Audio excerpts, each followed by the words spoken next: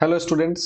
मैं शुभम तिवारी आप सबका स्वागत करता हूं आज के इस क्लास में। और आज हम लोग चर्चा करने वाले हैं, क्वेश्चंस पे चर्चा करेंगे कि लगातार जो सीजीएल के परीक्षा में या सीपीयू में या कोई भी एसएससी का परीक्षा ले लो, या तुम स्टेट का जो एग्जाम होता है, स्टेट एसएससी होता है, और भी कांस्टेबल्स का एग्जाम होता है, उन सब जगह पे क्या है आपका, तो ये कैलेंडर से क्वेश्चन रहता ही रहता है। और साथ ही साथ आज हम लोग कॉन्सेप्ट पे भी चर्चा करेंगे, ट्रिक्स पे भी चर्चा करेंगे। और जिन लोगों ने भाग एक नहीं देखा है वो जा करके पार्ट 1 वीडियो का जरूर देखिए, क्योंकि वहीं से आपका बेसिक्स क्लियर होगा। अगर आप चाहते हैं कि 100% नंबर लेकर आए तो वहीं से आपका क्लियर होगा। तो हर एक टॉपिक को अच्छे से समझना है, देखना है और नोट्स भी बनाना है। तो आज जो हमारा पहला कॉन्सेप्ट जो आ रहा है हमारे सामने है वो क्या है, तो किसी भी तारीख में 7 या 7 का गुणक जोड़ा जाए या घटाया जाए तो आपको वही दिन मिलेगा। बहुत सिंपल सा बात है। आप जैसे जानते हैं कि मान लो कि अगर आज 13 तारीख है, तो 13 तारीख में अगर 7 दिन जोड़ देते हैं तो जो 20 तारीख हमारा आएगा, अगर ये 13 तारीख मंडे को था तो 20 तारीख भी क्या होगा, आपको मंडे को ही होगा। या इस 13 तारीख में तुम 7 दिन अगर माइनस भी कर देते हो, अगर 7 अगर यहाँ पे माइनस भी कर देते हो तो 6 आ जाएगा, तो 6 तारीख को भी क्या होगा, मंडे ही होगा। या इस 13 तारीख में तुम 7 नहीं जोड़ करके, 7 नहीं जोड़ करके 7 का कोई भी मल्टीपल ले लेते हो। जैसे मान लेते हैं, हम लोग ले लेते हैं, आपको 14 ले लेते हैं, 7 का मल्टीपल है, जोड़ते हैं। अगर हम 14 जोड़ेंगे 13 में तो 27 आ जाएगा, और 27 को भी फिर क्या रहेगा, आपको मंडे ही रहेगा। ये चीज हमेशा, और ये 7 का कॉन्सेप्ट एकदम बहुत ध्यान रखना, क्योंकि हम लोगों ने ऑड डेज में भी देखा है 7 से भाग देकर ही ऑड डेज निकालते हैं। और 7 बहुत इंपॉर्टेंट, बहुत महत्वपूर्ण अंक होता है। जैसे आप देखते हैं ना कि 7, आप लोग बोलते हैं ना कि 7 जन्म तक हम तुम्हारा साथ देंगे, 7 फेरे होते हैं, 7 अजूबे हैं। इस प्रकार से 7 बहुत महत्वपूर्ण अंक है। इस पे क्वेश्चंस कैसे पूछे जाते हैं, इस पे क्वेश्चंस आपको बहुत ही आसान आसान पूछे जाते हैं। जैसे देखिए, एक सवाल आपके सामने है कि अगर 4 मार्च 2011 को रविवार है तो 4 अगस्त 2011 को कौन सा दिन होगा। हमसे क्वेश्चन ये बोला है, हमसे क्वेश्चन बोल रहा है कि अगर 4 मार्च 2011 संडे है तो बताओ कि 4 अगस्त 2011 कौन से दिन को पड़ेगा। इसके लिए क्या करते हैं, तो हम लोग, चूंकि यहाँ पे तो ईयर तो आपका सेम है, आपको दिख रहा होगा कि ईयर तो 2011 यहाँ भी है, 2011 भी है, तो एक ही साल में जाना है तो ईयर को पहले हटाओ। अब यहाँ पे आ जाओ, यहाँ पे हमको जाना है 4 मार्च से 4 अगस्त तक। तो सबसे पहले रेस्ट डेज निकालना होगा। रेस्ट डेज, रेस्ट डेज का मतलब क्या होता है, शेष दिन। कि भाई सबसे पहले तो ये जानना पड़ेगा कि शेष दिन कितना है। तो शेष दिन तो मंथ में देखना पड़ेगा। तो हमारे पास मंथ जो है मार्च है, अप्रैल है, मई है, जून है, जुलाई है और अगस्त है, अगस्त है। तो अब यहाँ पे थोड़ा सा आप लोग ध्यान से चीजों को समझिएगा। जो लोग भी अगर नहीं समझ रहे हैं तो ध्यान से चीजों को समझिएगा कि मार्च, मार्च में कितना शेष दिन है। तो मार्च में ऑलरेडी 4 दिया हुआ है। मार्च 31 का महीना होता है। 31 में से अगर हम 4 को माइनस करें तो कितना आएगा, 27 आएगा। अप्रैल में कितना शेष दिन होगा, तो 30 होगा। देखिए बनाना ऐसे नहीं है, बस सीखना है, लेकिन बेसिक से। मई में 31, जून में कितना, 30, जुलाई में कितना, 31, अगस्त में कितना। तो अगस्त में हम लोग को जाना कहां तक है, तो 4 तक ही जाना है ना भाई, यहाँ पे 4। अब एक तरीका आपके पास ये है कि इन सब को ऐड कीजिए, लेकिन इसको ऐड करने में नहीं लग रहा है कि 30 ऐड करना पड़ेगा, 27 थोड़ा बड़ा ऐड करना पड़ेगा। इसको और आप छोटा कर सकते हैं, इसको और आप क्या कर सकते हैं, इन अंकों को और आप छोटा कर सकते हैं। कैसे छोटा कर सकते हैं, करना यही है, डायरेक्ट ऑड डेज लिखो। डायरेक्ट क्या करो, ऑड डेज लिखो। और ऑड डेज के लिए 7 से भाग देना पड़ता है और रिमाइंडर लिखना पड़ता है। अगर 27 में अगर हम 7 से भाग देंगे तो 3 टाइम्स 21 जाएगा, रिमाइंडर कितना आएगा, 6। 30 में मतलब अप्रैल में रिमाइंडर के ऑड डेज कितना होता है, 2। 31 में 7 से दोगे तो कितना आएगा 3, यहाँ पे 2, यहाँ पे 3 और ये 4 तो 4 ही रह जाएगा। अब क्या करो को अब इन सबको तुम ऐड कर दो, तो 4 और 3 7 और 2 कितना हो जाएगा 9, 9 और 3 12, 12 और 2 14। आप डायरेक्ट क्या कर सकते हो कि इतना काट भी सकते हो, या और आगे ही बढ़ जाओ 21 आ जाएगा। यहाँ पे देखो 4 3 7 2 9 3 12 2 14 और 6 20 आ गया। अब आप ऑड डेज टोटल यहाँ पे कितना आया, ऑड डेज कितना आया 20 आया। तो ऑड डेज भाई तो हमेशा 7 से छोटा होना चाहिए, तो 20 में फिर 7 से डिवाइड कर देंगे और जो रिमाइंडर आता है, जो शेषफल आता है, जो शेषफल होता है, शेषफल वही ऑड डेज होता है, वही ऑड डेज होता है, वही ऑड डेज होता है। शेषफल बराबर ऑड डेज बराबर कितना हो जाएगा, 7 में अगर दोगे तो शेषफल कितना आ जाएगा 6। मतलब संडे में अगर हम 6 दिन जोड़ दें तो वही दिन होगा 4 अगस्त 2011 को, और जो कि हो जाएगा सैटरडे, जो कि हो जाएगा सैटरडे। दूसरा तरीका है जोड़ने का, अगर आप इसको इतना नहीं जोड़ना चाहते तो ऐसे काटते भी जाओ, 4 और 3 7 तो काट दो, जहां जहां 7 का मल्टीपल मिले काट दो, 3 और 2 5 और 2 7 इसको भी काट दो। लास्ट में क्या बच गया 6 ही बच गया ना भाई, और वही तो 6 यहाँ पे तुम लेकर आए हो। जैसे स्मार्ट वर्क है जो लगा देना, तो हमारा जो आंसर हो जाएगा वो कितना हो जाएगा, आपको सैटरडे हो जाएगा, शनिवार हो जाएगा हमारा आंसर। चलिए अब इसी पे आधारित आपसे अलग अलग कॉन्सेप्ट पे, अब यहाँ पे आपने क्या देखा, ईयर सेम था, डेट मंथ अलग अलग था।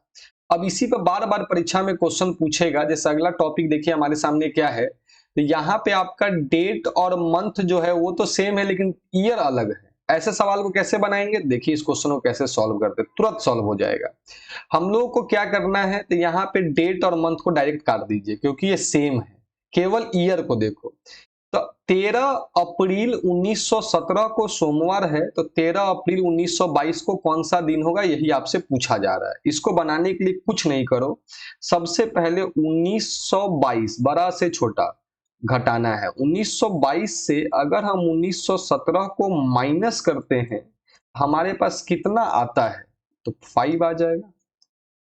अब दूसरा 1917 से 1922 तक, दूसरा आपको ये देखना है 1900, ये 1917 से 1922 तक कितने लीप ईयर आए हैं, कितने लीप ईयर आए हैं। तो लीप ईयर जो 4 से कट रहा होगा, 1917 के बाद एक ही लीप ईयर आएगा 1920, तो एक लीप ईयर आएगा 1922 तक। अब इसको जोड़ दीजिए, 5 + 1 कितना हो जाएगा, इसको हम ऐड करेंगे तो 6 हो जाएगा। मतलब मंडे प्लस 6 डे, तो मंडे में अगर हम 6 दिन अगर हम जोड़ देंगे तो हमारा आंसर आ जाएगा संडे। हमारा आंसर क्या हो जाएगा, संडे। ठीक है, अगला सवाल देखिए, एकदम जल्दी जल्दी सब क्वेश्चन को बनाना है, थोड़ा भी लेट नहीं करना है। अब यहाँ पे वही क्वेश्चन है, यहाँ पे देखो जल्दी से इन दोनों को काट दो अगला सवाल में। अब यहाँ पे क्या है, तो 2041 में से 2021 को पहले घटा दो। 2041 से 2021 को घटाओगे तो कितना आ जाएगा, 20 आ जाएगा। अब 2021 से 2041 तक कितने लीप वर्ष आए हैं, कितने लीप वर्ष आए हैं, कितने लीप वर्ष आए हैं, ये आपको देखने हैं। तो कितने लीप वर्ष आए, तो 21 के बाद पहला लीप वर्ष 24 आएगा, 2024 2028 2032 2036 2040। हमारे पास जो लीप वर्ष आएगा वो कितना आएगा आपको, तो 5 लीप वर्ष आएगा। कितना लीप वर्ष आएगा आपको, 5। अब इन सबको जोड़ दीजिए, अब इनको जोड़ दीजिए, तो 20 और 5 कितना हो जाएगा, 25। 20 और 5 कितना हो जाएगा, 25। ऑड डेज कितना हो जाएगा, 25 में ऑड डेज निकालना हो अगर, कि 25 में ऑड डेज कैसे निकालेंगे, फिर वही काम है, 25 में 7 से भाग दे दीजिए, 7 3 जा 21, कितना आ गया 4। कितना आ गया आपको 4। ये ऑड डेज यहाँ पे कितना हो गया, 4 हो गया। तो हमारा आंसर हो जाएगा ट्यूसडे प्लस 4 डेज। तो मंगलवार के बाद बुधवार, बृहस्पतिवार, शुक्रवार और शनिवार, तो जो हमारा आंसर होगा वो होगा शनिवार, शनिवार सैटरडे।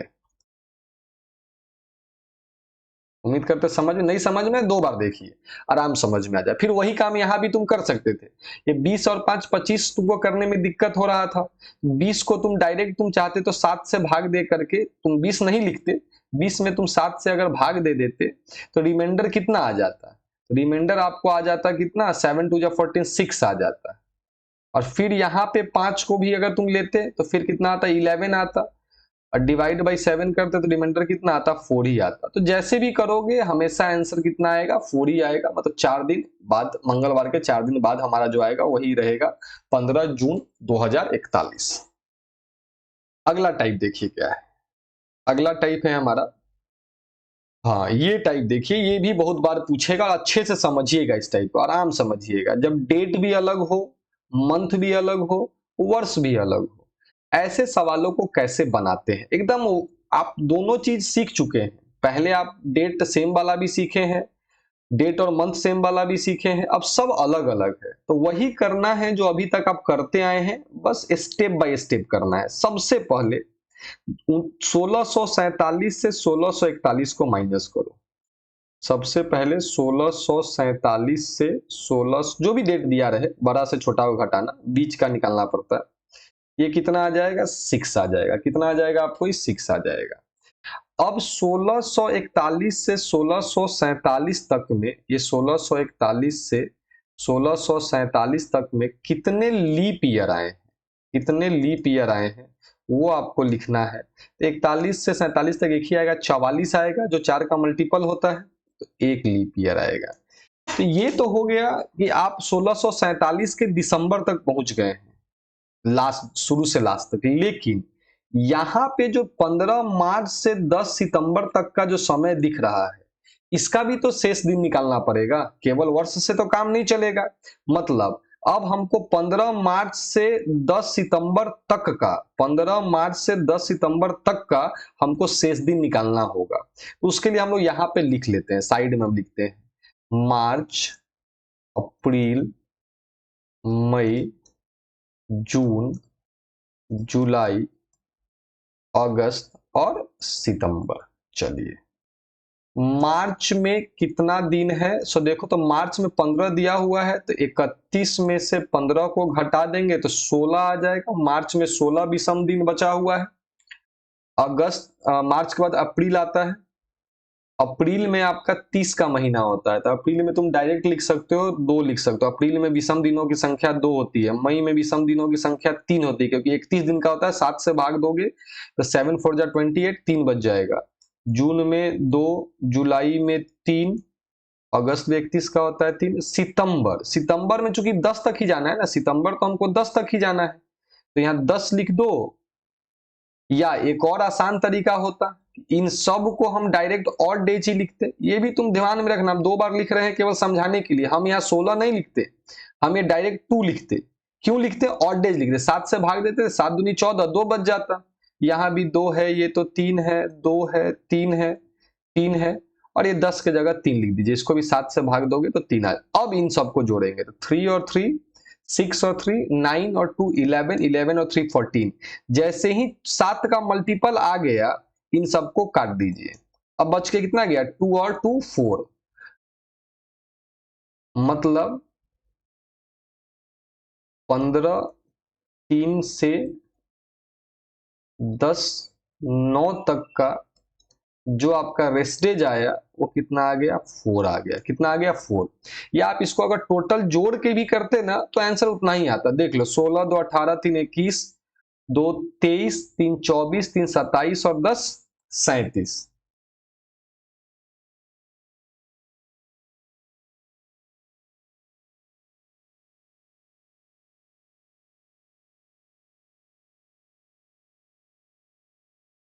अब देखिए क्या है, यहां भी जोड़ते भी तो उतना ही आता। 6 और 10 और 3 13, 3 16, 2 18, 3 21, 2 23, 23 और 16 39। सॉरी, गलत हमने जोड़ दिया, 39 आएगा। तो 39 तुम जो ला रहे थे उसको फिर 7 से डिवाइड दे देते तो 4 आता कि नहीं आता? यहां भी तो जोड़ लो भाई, यहां भी उतना ही आएगा। 6 और 7 और 4 11। और डेज कितना हो जाएगा? और डेज कितना हो जाएगा? तो ये भी आपका 4 हो जाएगा। ऑड डेज कितना हो जाएगा? 4 हो जाएगा। कैसे हुआ 4? फिर से हम बार बार इस चीज को रिपीट कर रहे हैं। 11 में 7 से भाग दे दोगे, 7 1 जा 7, रिमाइंडर कितना आ जाएगा? 4 आ जाएगा। मतलब शुक्रवार में 4 दिनों को जोड़ दो, शुक्रवार में 4 डेज को ऐड कर दो, हमारा आंसर कितना हो जाएगा? देख लो, शनिवार, रविवार, सोमवार और मंगलवार, हमारा आंसर कितना हो जाएगा? ट्यूसडे हो जाएगा। हमारा आंसर कितना हो जाएगा? ट्यूसडे। क्लियर है? देखिए नेक्स्ट, देखिए एक और क्वेश्चन आप लोग देखिए जल्दी से। कितना दिया हुआ है? एकदम सब डेट मंथ सब अलग अलग है, जल्दी से बनाओ एकदम। 2048 माइनस 2023, 2048 2048 माइनस 2023 बराबर कितना हो जाएगा? तो 25। 2023 से लेकर 2048 तक जो लीप ईयर का संख्या है वो कितना हो जाएगा? तो देख लो, 24, 28, 32, 36, 40, 44, 48 भी तो एक लीप ईयर है। लीप ईयर का संख्या कितना हो जाएगा आपका?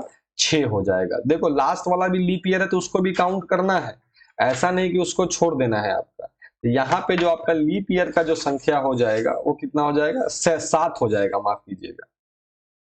देख लो ना, फिर से एक बार देख लेता हूं ना आपको। 24, 28, 32, 36, 40, 44 और 48, 7 हो जाएगा। लीप ईयर कितना हो जाएगा? 7 हो जाएगा।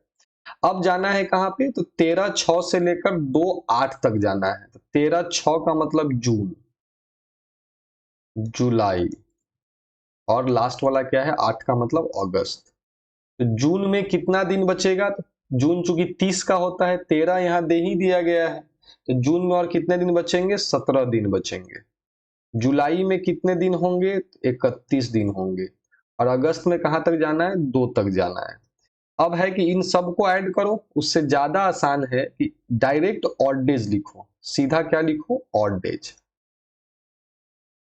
ये हम 2 बार में आपको समझा रहे, लेकिन आपको केवल ऑड डेज लिखना है। जैसे 25 आया तो 25 को 7 से डिवाइड करेंगे, रिमाइंडर कितना आ जाएगा? 4। रिमाइंडर कितना आ जाएगा आपको? 4। 7 को 7 से डिवाइड करेंगे, रिमाइंडर 0। 17, 7 2 जा 14, 3। फिर ये 31 है, 7 से डिवाइड करोगे तो कितना आ जाएगा? 3 आ जाएगा आपका। ये 30 आपको, उसके बाद 2 को तो 2 ही रहने देना होगा। अब इन सब को जब तुम ऐड करोगे तो कितना आएगा? 4 और 3 7, ये और 3 10 और 12 आ जाएगा। कितना आ जाएगा? 12। 12 ये ऐड करने के बाद कितना आ गया? 12 आ गया। तो ऑड डेज कितने हो जाएंगे? 12 में ऑड डेज कितने हो जाएंगे? 5। तो मतलब मंगलवार में 5 दिन को जोड़ दो, जब मंगलवार में 5 दिन जोड़ोगे तो आ जाएगा आपका संडे आ जाएगा। क्या आ जाएगा? संडे। आंसर हो जाएगा हमारा संडे हो जाएगा। उम्मीद करते हैं ये चीज आप लोगों को समझ में आ गया होगा, और इससे ज्यादा कुछ नहीं आने वाला, बस इसको समझ जाइएगा, फिर कहीं कोई दिक्कत होने नहीं जा रहा है आपको। अगला देखिए, हमारा अगला पैटर्न क्या है। नेक्स्ट है हमारा कि एक छोटा छोटा चीज सब समझते चलिए कि एक साधारण वर्ष का पहला और अंतिम दिन हमेशा सेम होता है। कोई भी ऑर्डिनरी ईयर तुम ले लो, कोई भी ऑर्डिनरी ईयर साधारण वर्ष ले लो। जैसे मान लेते हैं, ये माना है हमने, जरूरी नहीं है कि यह दिन सेम ही हो। जैसे मान लो कि 1 जनवरी 2011 अगर मंडे है, अगर मंडे है तो 31 दिसंबर 2011 भी मंडे होगा। ये सब बहुत काम करेगा, आगे जब क्वेश्चंस बनाएंगे तब हम लोग देखेंगे। क्लियर हो गया सब लोग का? तो किसी भी साधारण वर्ष का पहला और अंतिम दिन हमेशा समान होता है, याद रखिएगा। अगर 1 जनवरी 2023 मंडे है तो 31 दिसंबर 2023 भी मंडे ही होगा। छोटा छोटा कॉन्सेप्ट है, देखते चलिए।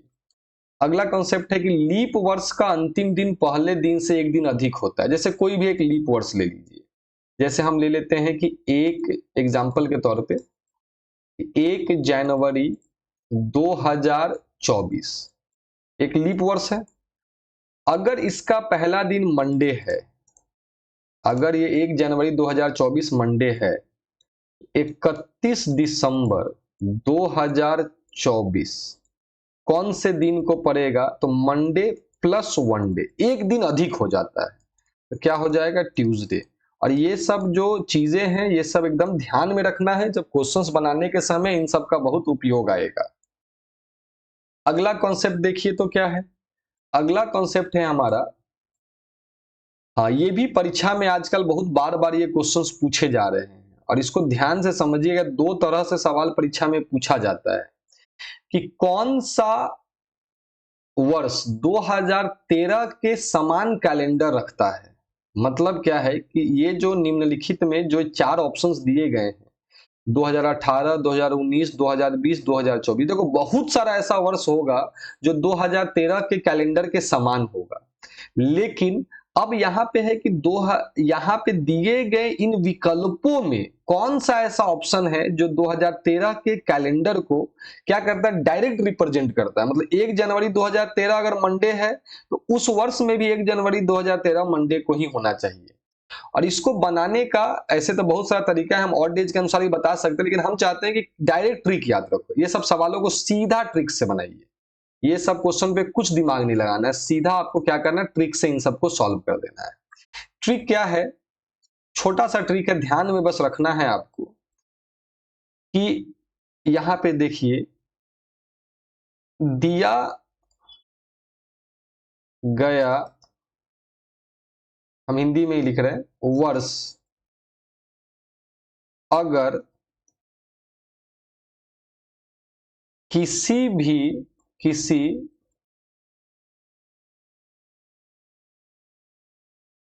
लीप वर्ष के ध्यान दीजिएगा, किसी भी लीप वर्ष के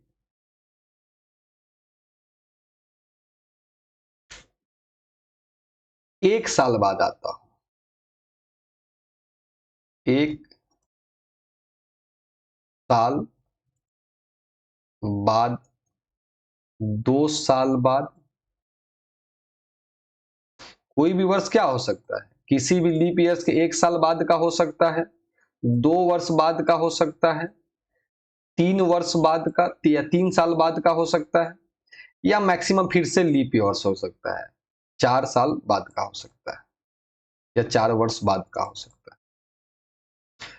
ट्रिक क्या है, एकदम बहुत आसान सा ट्रिक है। ट्रिक क्या है कि अगर दिया गया वर्ष किसी भी लीप वर्ष के 1 वर्ष बाद का है तो वह वर्ष 6 सालों के बाद रिपीट करेगा। अगर वह वर्ष लीप वर्ष के 2 साल बाद का है या 3 साल बाद का है, 2 साल बाद का हो या 3 साल बाद का हो, तो 11 वर्षों के बाद वह फिर से कैलेंडर रिपीट कर जाता है। और अगर वह खुद लीप ईयर है या तो 28 वर्षों के बाद वह रिपीट करेगा। कहने का मतलब क्या है समझिए, जैसे ये 2013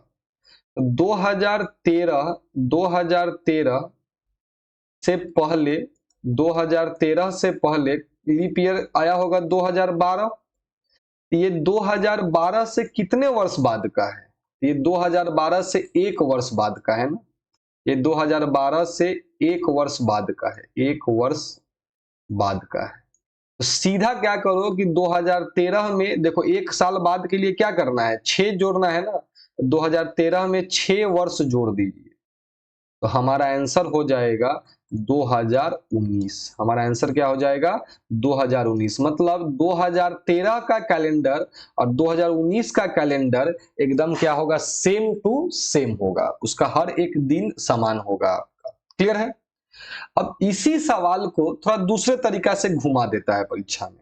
अब यहां पे अगला सवाल देखिए कि 2016 का कैलेंडर किस वर्ष के समान होगा। तो 2016 से पहले 2016 चूंकि खुद एक लीप वर्ष है, 2016 खुद क्या है आपका, लीप वर्ष है। अब ये 2016 का लीप वर्ष आपको दिया गया है, अब इससे आपसे सवाल पूछा जा रहा है तो 2016 लीप वर्ष है तो डायरेक्ट क्या करोगे, अगर ये लीप ईयर है तो कितने सालों के बाद रिपीट करता है, 28 सालों के बाद, 28 वर्ष के बाद, 28 वर्ष के बाद। तो 2016 में जब आप 28 जोड़ोगे तो 2000 कितना आ जाएगा, 2044 आ जाएगा। तो ये किसके समान है, 2044 के समान। ये तो हमारा डायरेक्ट आंसर हो गया। एक सवाल था 2016 कैलेंडर किसके समान है, तो 2044 के समान। कभी कभी परीक्षा में क्या करता है ना कि कभी कभी आपको घुमा देगा, कभी कभी आपको क्या करेगा, परेशान कर देगा। जैसे मान लीजिए एक सवाल हम लोग लेते हैं, जैसे इसी क्वेश्चन में इसके पहले वाला ही एक सवाल में हम इसको थोड़ा चेंज करते हैं। ध्यान से देखिएगा, हम लोग के पास कोई समय की कमी नहीं, हम लोग के पास, हम लोग आराम से समझेंगे, हम लोग को कहीं पर भी कोई ऐसा नहीं है कि हम लोग को हड़बड़ी है। आराम से देखिए चीजों को, और ये चीज ध्यान से समझिएगा। अगर आप यहाँ पे गलती करेंगे तो एग्जामिनर आपको एकदम फंसा देगा। जैसे मान लो कि 2013 का कैलेंडर आपसे पूछ रहा था और यहाँ पे 2019 जो है वो मान लीजिए कि ऑप्शन में है ही नहीं। हमने ऐसा माना है कि 2019 आपका ऑप्शन में नहीं।